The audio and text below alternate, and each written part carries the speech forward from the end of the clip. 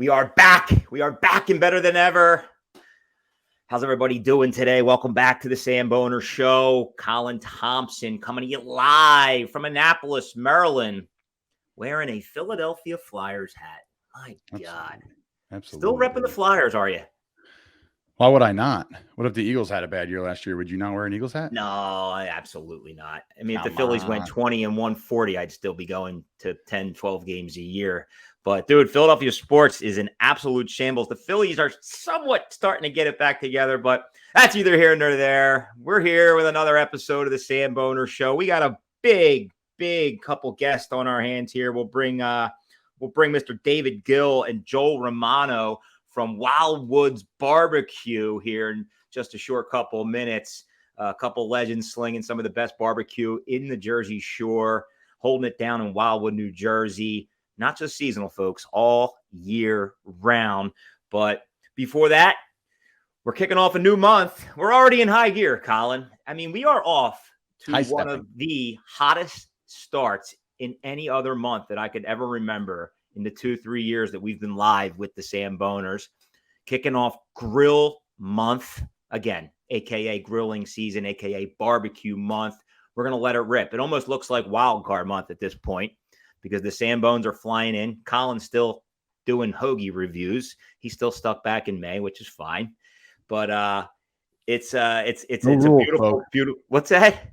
No rules, but there's rules. Oh yeah, rules but no rules. Anything goes here in the Samboner hood. But just cool over the weekend to see everybody firing up the grill. I think we're gonna get a lot of different style, steak reviews, smoked brisket reviews. There's a lot of competition out there. Not competition, friendly competition, right? But when somebody goes to smoke a thing of brisket or fires up the Blackstone, everybody's sharing pictures. How'd I do? How'd it turn out, right? So everybody is trying to perfect the perfect type of grilling experience, whether, again, it be brisket, whether it be chicken, whether it be steak, hot dogs, burgers even, right? Everybody wants to perfect the perfect burger. You brought up Jack Arnold at one point.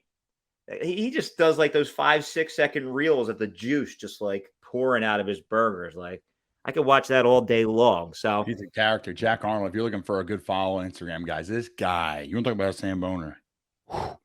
He's a connoisseur. I've never seen a guy whack, grilling, shots, this, that. I mean, loves his tequila. Like, good cat, funny guy.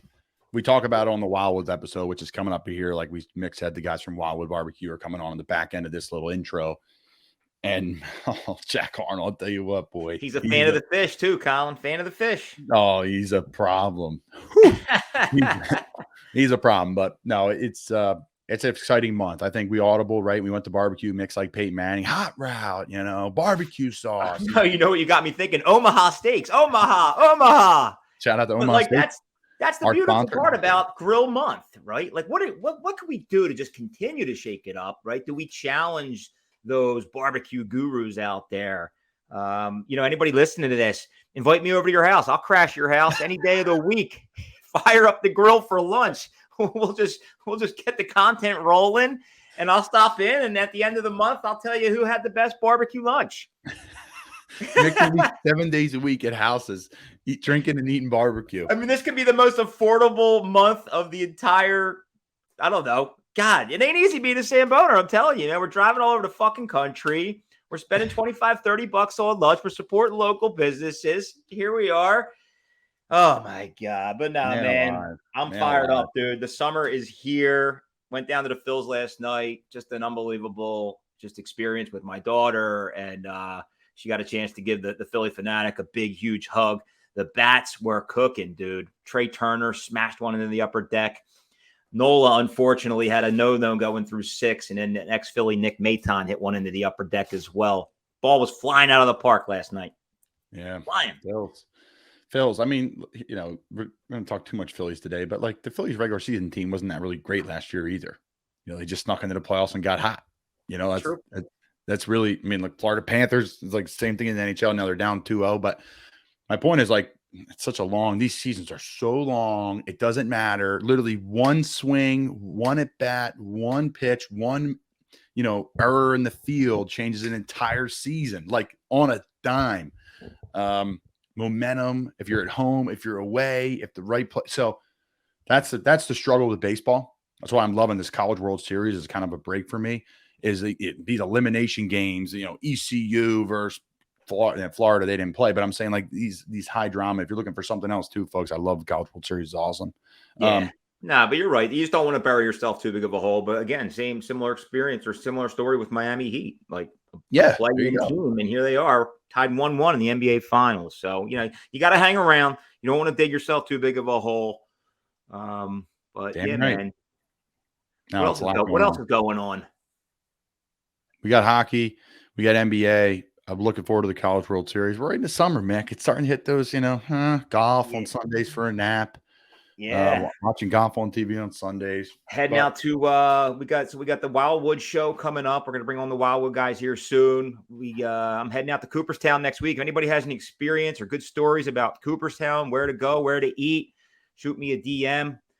Speaking of which, the hotline is always open. Not that we have a number or anything. Just shoot me a DM, shoot me a video, shoot me a recording. You got any questions? You got any ideas? You got any suggestions? Shoot it over. We're an open book over here. We're just looking to have fun, looking to try new places. But if anybody does have experience at Cooperstown, can help a brother out, let me know. I'll be posted up in some motel. Might grab a carton of Marlboro Reds, nice case of Schmidt's Ice or something like that, and just let it rip, man. The Samboner. I can't wait to see you exploring around there while your son's like at BP in the morning, and you're like, I gotta, it's 12:30. Looking for a place to go to lunch. Here I am, Samboner. I have no idea what the rating is on this place, but here we go. It's going back to your roots, Mick. Like, they don't even have Wi-Fi out there. I know that's what concerns me the most. I'm afraid I'm not going to have great Wi-Fi. It's a small, old school town, for you. Man. It'll be good for you. Check out a little bit. Keep it dialed in on Facebook. I wonder if it will be good for me. It's going to tame you a little bit. All right. Well, happy Grill Month, everybody. Get on board. The momentum is through the roof. We'll get you on the board, baby. Just keep on Samboner. And let's bring on Joel and David from Wildwoods BBQ. Check these guys out. They're, I believe, collabing with Keenan's, and they're collabing with Cape May Brewer. You're going to find these guys all over the map in Wildwood. And they're right near the original Fudge Kitchen. One location in Wildwood, 2 in Cape May, real close to all that area. But again, up Fudge Kitchen up and down the Jersey Shore. And if you can't get there, they ship it right to your house. Saltwater taffy fudge. My dad loves peanut butter fudge. Father's Day's coming up. Boom. You got it, Pops. Peanut butter fudge, whatever you need. So shout out the original Fudge Kitchen. Shout out to them, the original Fudge Kitchen, shipping fudge and sweet treats across the country. Holy cow. So good stuff, Mick. Let's go. All right. Let's bring them in. Colin. Welcome, Joel and David, to the Samboner show, hailing from Australia, of all places, now slinging some of the best barbecue here in Wildwood, New Jersey. Again, couldn't be more thrilled to have you guys on the Samboner show. Welcome, Joel and David. How are we today? Very well. Thanks for having us. Yes, man, absolutely. Colin and I couldn't be more thrilled again to have you on the show. I'm pretty sure Colin Samboner, the Wildwood BBQ, not too long ago, he's been salivating and talking about this barbecue for at least the last like 6 weeks. I haven't posted the video yet. I will post it now that it's barbecue/grilling month here at the Samboner show. We have just to put some context into place, guys, we have a little theme each month, and we essentially showcase a different style sandwich. It's gotten to the point where we're a little off the rails at this point. We're just having fun here. We've created a nice little cult following community, if you will, where we're showcasing cheesesteaks one month, burgers the next month, hoagies the next month, hot roast pork the following month. We've always done barbecue month. We're continuing to try to shake it up. We have this really, again, cool cult following behind us. Everybody's getting involved. Everybody's out there Samboning. So we rolled out grilling season, grilling month, which all ties into barbecue. So couldn't be more fitting to have you guys on today just to kind of learn a little bit more about what you're doing, get your story. Again, you guys fell into a great spot in Wildwood, New Jersey. I have a lot of ties there. Colin has a lot of ties there. I'm a Jersey Shore guy through and through. So again, thanks for coming on. My first question though, Australia to Wildwood, New Jersey. Talk about it. Take it away, David. Well, it wasn't just direct Australia to Wildwood. It was I was in New York for a decade. Joel was in Philly for 15 or so years. But the real reason we came down was that Joel impregnated a woman twice. And then she moved to Wildwood. Believe it or not, 2 times. It's the only 2 times I've had intercourse, by the way. Congratulations. Thank you. I got a trophy and everything. So his boys can swim, and then I don't know. Joel had just kind of set his path of trying to open something down here, and it was just good timing for me. I was working in a really good barbecue restaurant in New York called Hometown Barbecue. So I'd learned a lot. I'd been there 6 years. Joel and I he'd come up, he'd done some events and stuff with Hometown as well. He was cooking barbecue down in Philly. So just kind of we started looking for spaces down here.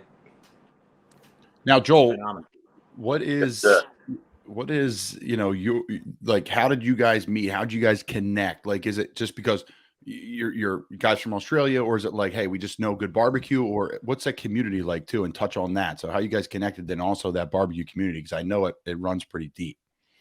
Yeah, I think the culinary world it kind of has a sense of brotherhood, mateship, and to go even further, barbecues like that is one step heavier involved in that. And both Dave and I were best mates growing up. I met Gilly when we were about 5 years old. He was basically this size at 5 years old, so he kind of stood out a little bit. And I was knee high to a grasshopper, so I needed protection. So I went straight for the big guy, and we've basically been best mates ever since, until we opened the restaurant, and now we just can't stand each other. Now, you guys are absolutely killing it. Now, Mick talked about my experience there, and I'll touch on it briefly. I'll go to your kind of next question here. I'll go to Dave with it, but like literally, I came in and Dave just took first class care, right? Like it was unbelievable. And most importantly, Dave, you impressed my wife, and she's easily impressible. Obviously, she's married to me, but when it comes to food, she's not. Like, she doesn't mess around. She's from Houston, Texas. When it comes to barbecue, Tex-Mex, steaks, like she has got a legit palate, and she was blown away by everything. To be able to make stuff again, like in bulk, to sell people in barbecue is really hard. It's one thing to like make a brisket in your backyard, let it sit for like 2 hours, and then slice it up and deliver it. You guys like made the most ridiculous brisket. You have all this the hot dog was ridiculous. But my question for Dave is like, how do you guys find the way to curate and make this really great barbecue for mass quantities of people that are going to your store in Wildwood?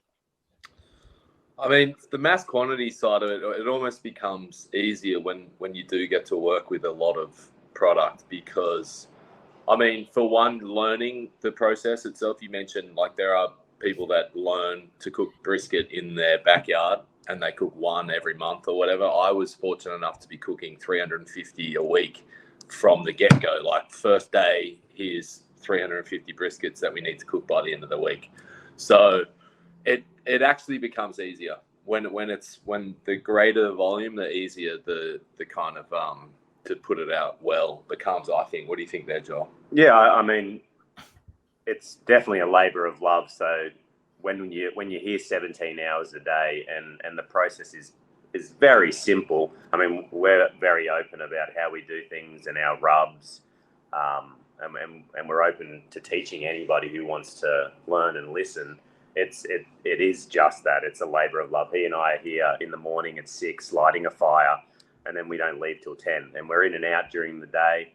But it's it's a process. It's a process, but it's something that we really enjoy doing. So playing with fire and playing with meat, doesn't get much better, does it? Yeah, no, it's really So good. I read in your bio, you guys also worked out of the Goat's Beard. Is that correct? Previously, Okay. I was there for 10 years with Sean Coyle, a good mate of both of ours now. He was the three of us were basically having a moment with barbecue separately. So he was going to Texas, Sean. Gilly had just started bartending at Hometown, and I was smoking vegetables and fish at the Goat's Beard. And the three of us basically kind of fell in love with barbecue almost at the same time. And then Sean facilitated that love by buying the two of us an offset laying smoker, an 84-inch that we chucked in the backyard. There you go. Next to the Goat's Beard in Manayunk, and he and I basically spent 2 years. I changed the menu in Wayne and Manayunk to reflect smoked product, and Gilly would, work at Hometown during the week, and then I would go up to New York on a Sunday night. He'd feed me, and then we would drive down and work the smoker on Monday, experimenting and really. Do you think like the latest and greatest equipment has a lot to do with that? And the reason I ask you, I'm pretty good friends with Chef Chad Rosenthal. He owns the Lucky Well. Become pretty good friends virtually with Mike at Mike's Barbecue. I'm sure you've had Mike's. Yep. Right. We all got to rub shoulders. Their story, it seems like barbecue in general stems more towards, the southern part of the country, down south. You go down to South Carolina, there are all types of barbecue places. And it almost feels like they've learned from some of the best down there. You guys kind of have a different spin on it, right? You're, obviously from Australia, but you're coming into Philadelphia, you're coming into New York. Like, is it the equipment, or is it just you're gaining knowledge off some of these peers here in Philadelphia? Well, I mean, Colin mentioned before the barbecue community, and having worked at such a heavy-hitting barbecue joint for 6 years, I traveled the country, as did Joel, and we met a lot of barbecue legends and worked next to a lot of barbecue legends for years. So I think it's that. It just all kind of rubs off. I don't think the newest and the greatest technology really has much. I mean, we have a smoker that's, I don't know, 40 years old that was in total disrepair that we refurbished ourselves. So, it's definitely. Is that the one in your shop right now? That's the one in your shop right now, the big one. Mick, you can do jumping jacks inside of it. We got, yeah, you can. With on one turn, we could do 36 briskets and 110 racks of ribs on it. Yeah. But I think they're badass. They're absolutely badass. I know what but you're talking about. We got that smoker from a place called The Shed in Ocean Springs, Mississippi, and they I guess 5 years ago signed a deal with Old Hickory, so they got rid of the the J&R oilers that they had, and this one had been sitting outside for 5 years. We pulled out 6 garbage loads of dirt from it. It was rusted. On the outside, yeah. On the outside, the inside stainless steel. We just cleaned it this weekend, and it's back to stainless steel. So who are these legends you talk about? Let's get a couple shout outs. When do you hear about some of these legends? Billy Durney's probably number one for the two of us. Yeah, Billy Durney. He was my boss at home. He's the owner of Hometown, so I got to work side by side with him for many years. So that's really who I learnt my most of the stuff off. But then through festivals and things across the country, I mean, Peg Leg Porker, Sam Jones, Pat Martin, Rodney Scott, Aaron Franklin, and obviously Sean Coyle. You can't leave him out. Sean Coyle. He might not be a barbecue guru, but he definitely facilitated our education and was like, "Yep, just don't spend too much money and don't screw up too much." So big shout out to Cable. But I was just in at Memphis in May with cooking with Peg Leg Porker. So Carrie Bringle is a barbecue guy out of Nashville, Tennessee. Has 2 restaurants there, Peg Leg Porker, Carrie Bringle, Bringle's Smoking Oasis, and he has a line of bourbons out as well, Peg Leg Porker. It's good stuff. But yeah, they've been super supportive as well. All the man, it's great. Talk about talk about Memphis in May. I don't think people really in the Northeast understand what that is. I didn't really know what it was either until I started watching Malcolm Reed how to barbecue right. He's kind of who taught me how to barbecue online, and it's, you know, I've never missed when I do his stuff. It's an incredible event. You guys are obviously there. Can you kind of share with it? Because I want to go one of these years. We just really haven't got to it. Well, like all American events, they claim it as the World Championship. So it is the Freaking Americans, man. I don't remember getting an invite to this World Championship in Australia, but no, it's the World Championship of barbecue cooking. So it's set up in pretty much 3 categories. There you can enter into whole hog, you can enter into shoulder, or you can enter into ribs. And then outside of that are all these auxiliary events: beef, seafood, exotic. But it's you know, there's this giant tent set up filled with judges from across the country. And judges, they're like, you know, housewives. Anyone can go and become a judge. And it's just a smoke. We work in an indoor smoker, and my eyes were hurting so bad that whole weekend from just like smoke inhalation. But it's just, I think there are over 100 teams there. And it's just right on the Mississippi, and the Mississippi. If you've never seen the Mississippi, it is the most amazing river. It's so big and so such a heavy flow. It seems like somewhere you don't want to go for a swim in, but it's it's a cool event, and it's just means a lot to a lot of people. So actually, a New York team won this year, the ribs, and so there's the generally the whole hog wins the grand champion, but this year it was a rib team. Pig Beach, they have a rib team called Ribdiculous, and they won the whole thing. So Shay McBride has been a good supporter of us as well. We were just up there with entering Brisket King up, and you guys won, and we won. Yeah. Oh, nice. Talk about that event. That was awesome. It was 1,000 people. It was in the backyard at Pig Beach, this huge backyard up in Astoria, Queens, and there were 20 teams there, mostly New York restaurants, a couple of Jersey, Connecticut. There was a Texas mob there as well. And yeah, it was judges' choice and people's champ, and we won both. So let's go. Yeah, we went in heavy with a team of superstars of friends of ours from New York. So we looked the part. We put on a big show. We had a spiel. We used beef from our dear friends in Georgia, Bromwood beef. So we got to talk about their farming program as well. I think just little things like that helped. Yeah, and we served a good brisket. Now, I don't know about you guys, but I'm absolutely starving right now. Yeah, we're gonna have such a. If you guys, and this is like kind of Wildwood, like 2 weeks here on the show. We'll have a Wildwood episode next week. You guys will come out this week, but folks, like, this is some of the best barbecue you're ever going to eat, and it's right down the Jersey Shore. And everyone's, oh, listen, it's that good. It'd be like going to. It's ridiculous. My question to you guys, and I've been fortunate the last couple of years, like, to be around. Jack Arnold and Chris McCaffrey, and like Christian always like had Jack over to like cook us barbecue, and it was always Wagyu, right? It'd be like Wagyu brisket, and it was like really good. But I like, it was so unique and rich, right? Like, you couldn't eat too much of it. What are you guys' thoughts on like the kind of Wagyu crave compared to what just like a normal brisket, which I think is amazing too? I mean, for us, for production wise, it just doesn't make sense. We have to try and get into a position where we can actually pay ourselves, pay our staff, pay all our bills. So sourcing brisket that's really consistent and a top quality is, paramount for us.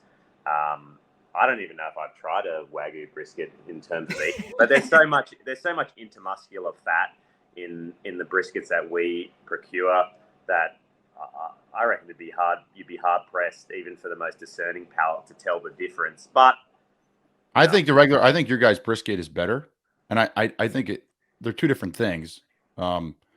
It's not even like, it's like the Wagyu brisket, like you have a slice of, and I don't really operate like that. I'm a consumption guy.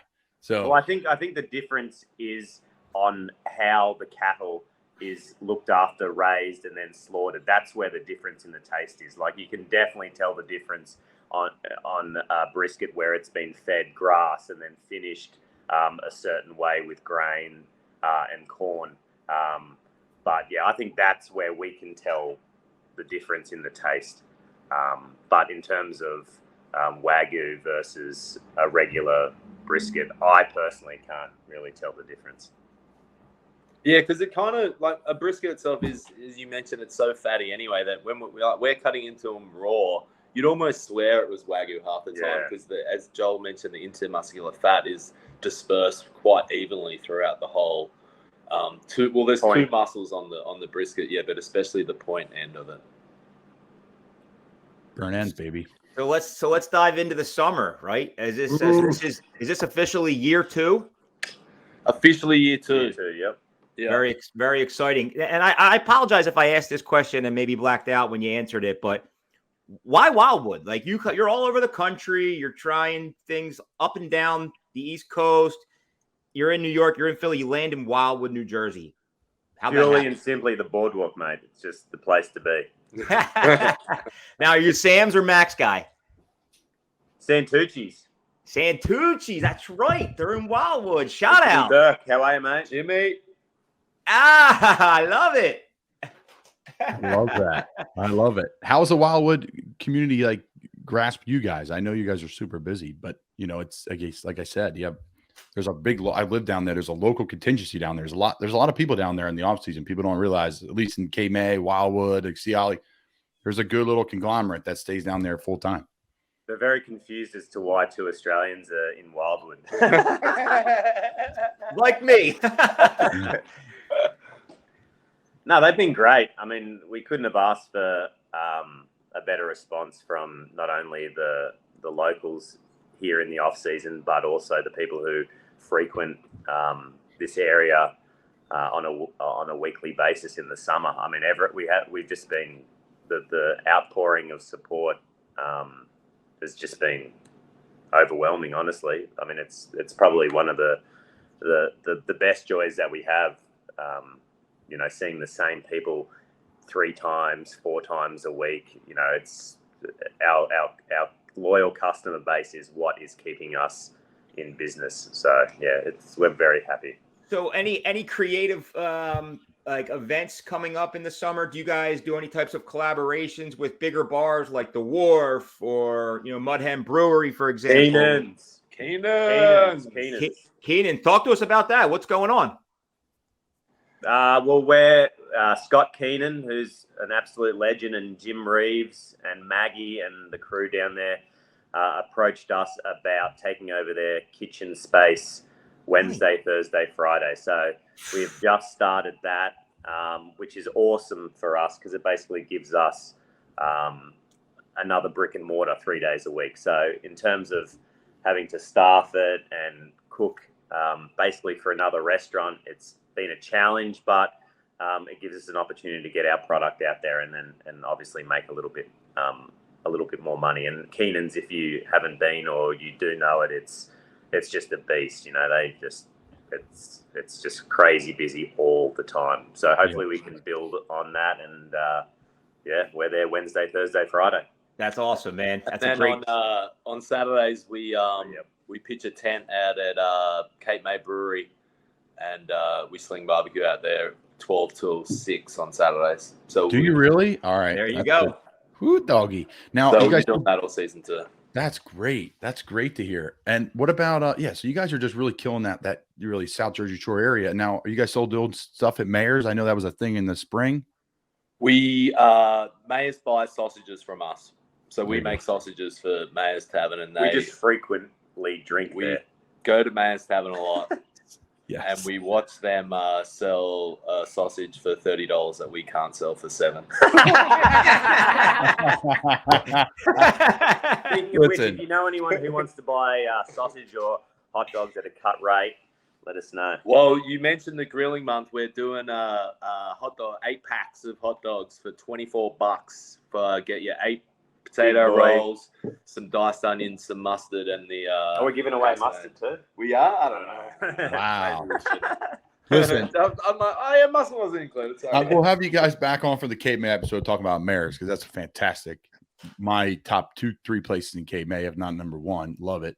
Right near where Alex I live. Lauderman does an awesome job there, her and her team. They're great people. And but these hot dogs, folks, this is not your run-of-the-mill hot dog. Can you guys talk about how you make these? Like, these are legit. It's the best hot dog I've ever had, and that's Thank not you. a stretch. Wow. Yeah, so we put a big focus on making our waste, our trim from both brisket and from ribs, putting it to good use and really making it delicious. So We're not throwing out anything.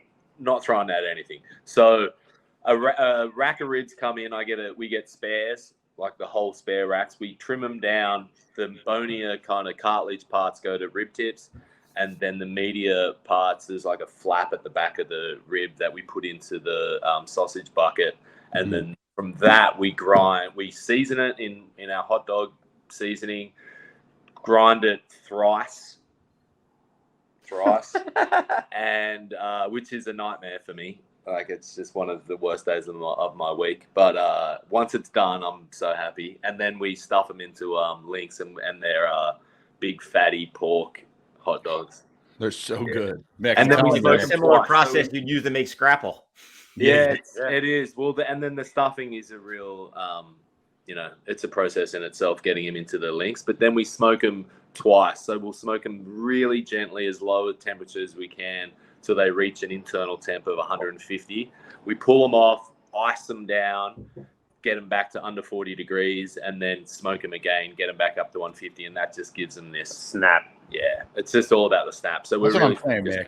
I know I rate everything in 9s. That's 9.9. Oh yeah, one snap. Everybody knows the rules, right? It's literally the best. It's the most TLC you could put into a hot dog ever.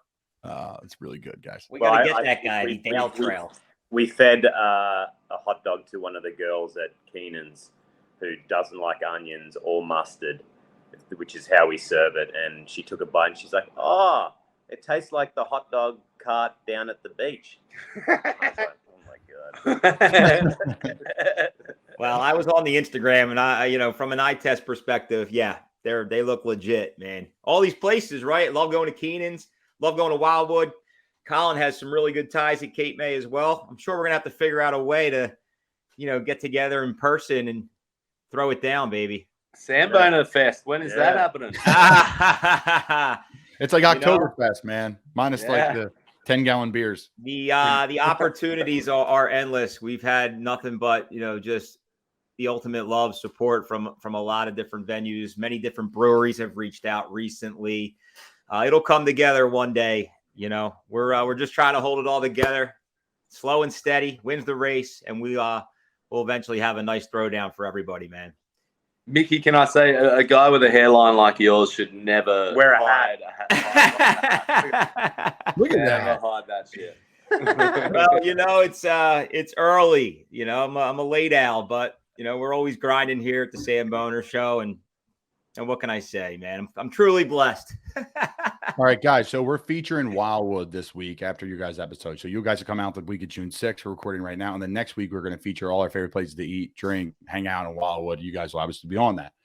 Where are some of your favorite spots in Wildwood to, maybe grab a drink, grab a, you talked about Sanducci's, like your little spots where you like to go and grab a bite to eat for lunch or dinner or breakfast around Wildwood. Well, Hooked Up Seafood is really good, just off the island, going out towards Rio Grande. Turtle Gut for coffee, best coffee. Turtle Gut, Wildwood Crest, right across from Sunset Lake. You will not find a better coffee in the tri-state. Kid you not.